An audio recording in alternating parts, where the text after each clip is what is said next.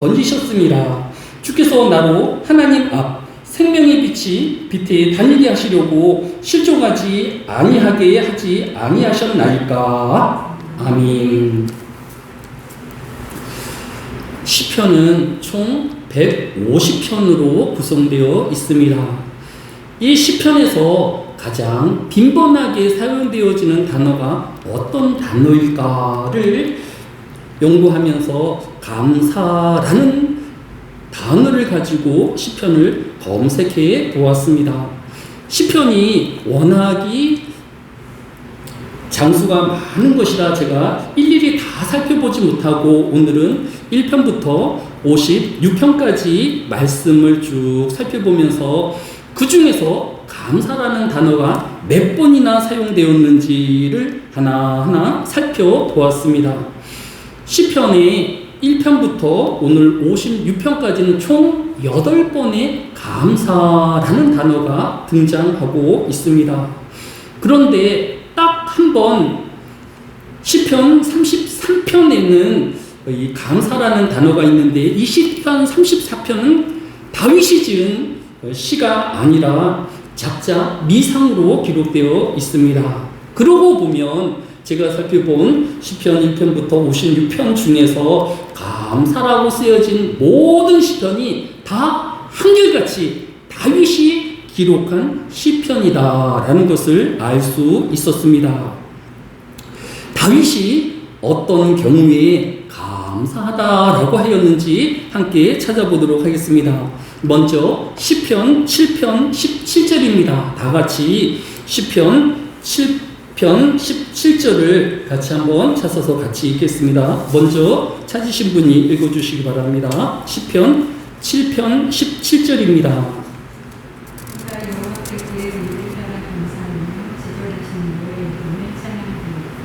네, 시편 7편에서는 그의 의를 따라 감사하리로다 라고 하였습니다.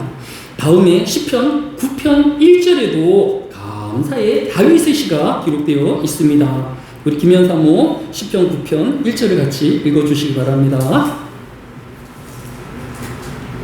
내가 잠심으로 여호와께 감사하며 주의 모든 기이한 일들을 전하리이다. 다윗은 그저 형식적인 감사가 아니라 진심으로 마음을 다하여서 하나님께 감사하였다라고 기록하고 있는 것을 볼 수 있습니다. 또 시편 30편 12절에는 이는 잠잠하지 아니하고 내 영광으로 주를 찬송하게 하심이니 여호와 나의 하나님이요 네가 주께 영원히 감사하리이다라고 하였습니다. 다윗은 일시적으로 어떤 일 때문에 감사한 것이 아니라 영원히 감사한, 앞으로도 현재도 계속해서 하나님께 감사하겠다라고 기록하고 있는 것을 볼 수 있습니다. 이처럼 다윗은 항상 감사하는 자이고 늘 감사하는 삶을 살았으며 늘 감사로 하나님을 기도한 것을 볼 수 있습니다. 뿐만 아니라 시편 30편 4절에는 주의 성도들아 여호와를 찬송하며 그의 거룩함을 기억하며 감사하라라고 하였습니다. 다윗은 혼자만 하나님을 감사한 것이 아니라 이 땅에 있는 모든 주의 백성들이 다 하나님을 감사하라라고 권면하며 그들과 함께 하나님께 감사한 것을 볼 수 있습니다. 따라서 이 시간 우리가 먼저 기도할 것은 우리의 삶에 늘 감사하는 삶이 또 우리 주변에 있는 모든 사람들이 권하여서 우리가 함께 하나님께 감사하자라고 권하는 자가 되어야 할 것입니다. 우리의 삶 가운데 불평과 원망보다는 감사로 가득한 하루하루의 삶이 되기 위하여서 이 시간 함께 먼저 기도하기를 원합니다. 두 번째로 오늘 본문인 시편 56편 12절에도 다윗의 감사가 기록되어 있는데 다행히도 시편 56편에는 제목이 기록되어 있습니다. 다 같이 시편 56편의 표지어를 다 같이 함께 읽어보겠습니다.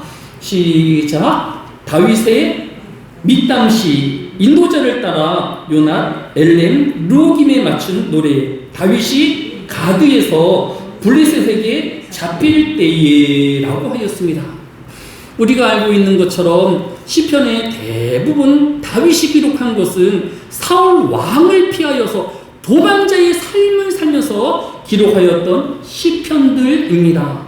이렇게 왕을 피하여 광야로 사람이 살지 않는 곳으로 쫓겨다니는 다윗의 삶도 비참하였을 것입니다. 그런데 오늘 본문은 이스라엘 안에 있는 다윗이 아니라 이스라엘 밖에 있는 블레셋에게 사로잡힌 다윗의 감사가 기록되어 있습니다. 블레셋이 어떤 나라입니까? 다윗이 어릴 적에 전쟁에 나가서 이 블레셋의 장수였던 골리앗을 죽인 일이 있는 나라입니다. 블레셋에서는 자신의 영웅적인 다윗이 누구보다도 미운 존재였을 것입니다. 이제 그 블레셋이 다윗을 사로잡은 것입니다. 이제 다윗은 꼼짝없이 죽을 위기에 처해 있는 것입니다. 오늘 보면 1절에 보니까 하나님이여 내게 은혜를 베푸소서 사람이 나를 삼키려고 종을 치며 압제하나이다 라고 하였습니다. 다윗이 블레셋에 붙잡히자 이 블레셋 사람들이 이 다윗에 대한 원수 갚음이 얼마나 지독하였는지 하루 종일 다윗을 두들겨 패며 애워싸며 그를 때린 것을 오늘 본문이 기록하고 있는 것을 볼 수 있습니다. 이제 다윗은 더 이상 도망갈 곳도 없고 꼼짝없이 이 블레셋에게 붙잡혀서 죽게 되어질 위치에 처해져 있는 것입니다. 그런데 오늘 본문인 시편 56편 12절에 하나님이여 내가 주께 소원함이 있사온즉 내가 감사제를 주께 드리리니 라고 기록하고 있는 것을 볼 수 있습니다. 다윗은 극한의 상황에서도 하나님께 감사의 예배를 드리겠다라고 기록하고 있는 것을 볼 수 있습니다. 다윗은 사울 왕을 피하여 블레셋에 잠시 자신의 행적을 숨기고 다니다가 결국은 블레셋에 붙잡혀서 꼼짝없이 죽을 상황에서도 하나님께 감사의 예배를 드리고 있는 것을 볼 수 있습니다.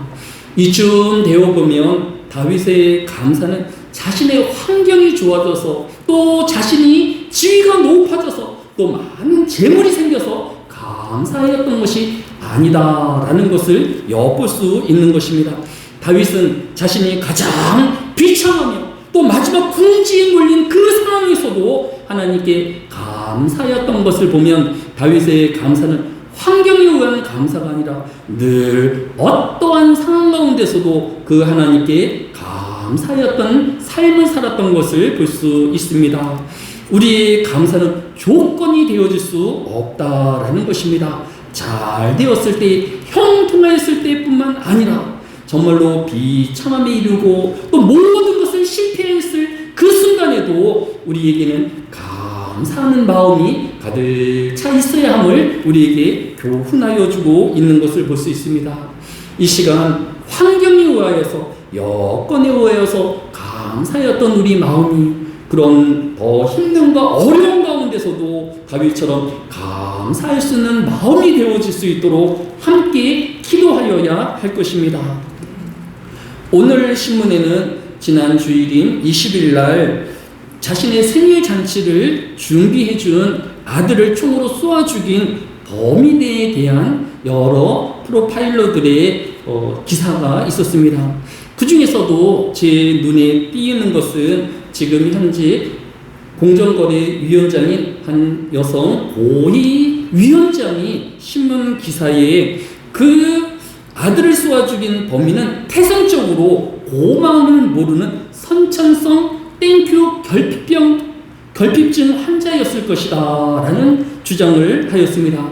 그는 그 인터뷰에서 말을 상대하며 또 주변에 그 말로 자신의 말로 상처받을 많은 사람들이 있음을 알면서도 굳이 이러한 인터뷰를 하는 이유는 그 한 사람뿐만 아니라 오늘날의 우리 사회가 땡큐 결핍증이 더 많은 사람들에게 오염되고 있음을 일깨우기 위함이다라고 하였습니다.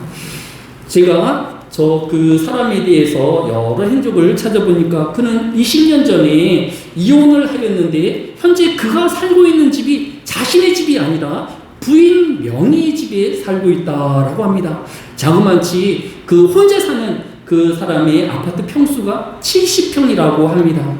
그리고 경제적인 어려움도 없이 풍족한 가운데 살고 있었다라고 합니다. 그럼에도 불구하고 그는 주변에 대한 감사보다는 자신에 대한 그런 미움과 또 원망만 가득하여서 자신의 친아들을 총으로 쏘아 죽이는 일을 일으켜 있는 것이 큰 사회의 충격으로 받아들여지고 있는 것입니다. 이 공직위원장이 이야기한 것처럼 우리 사회는 그 어느 시대보다도 풍요롭고 또 여유 있는 시대를 살고 있습니다.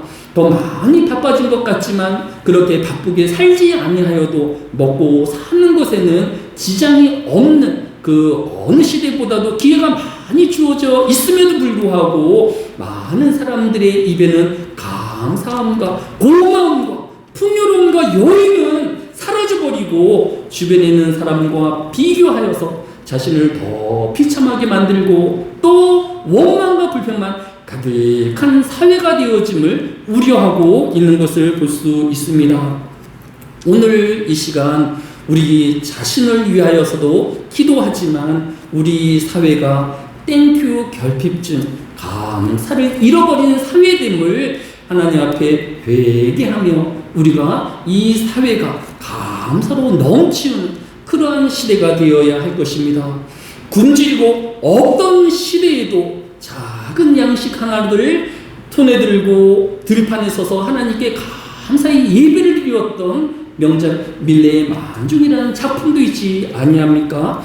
우리 이 사회가 이런 감사를 잃어버린 시대가 아닌 더 작은 일에도 감사하는 사회가 되어질 수 있기를 위하여 함께 기도하여 주시기를 바랍니다. 함께 기도합니다. 사랑이 많으신 아버지 하나님, 이 한날에도 감사를 잃어버린 우리의 모습들을 되돌아보게 하여 주셔서 다윗처럼 비참한 가운데서도 마지막 순간에도 하나님께 감사하는 주의 심령이 되어지게 하여 주시기로 합니다. 우리 이웃들과 이 사회와 이 날을 기억하여 주셔서 원망과 불평으로 가득한 사회가 되어지지 아니하게 해주시고 늘 하나님을 향하여 감사하는 예배를 드리는 자가 되어지게 하여 주시고 가족들과 이웃들 향하여서 선을 베풀며 그들을 격려하고 감사하는 주의 나라가 이루어지게 하여 주옵소서. 감사를 드려오며 예수님의 이름으로 기도드렸사옵나이다. 아멘.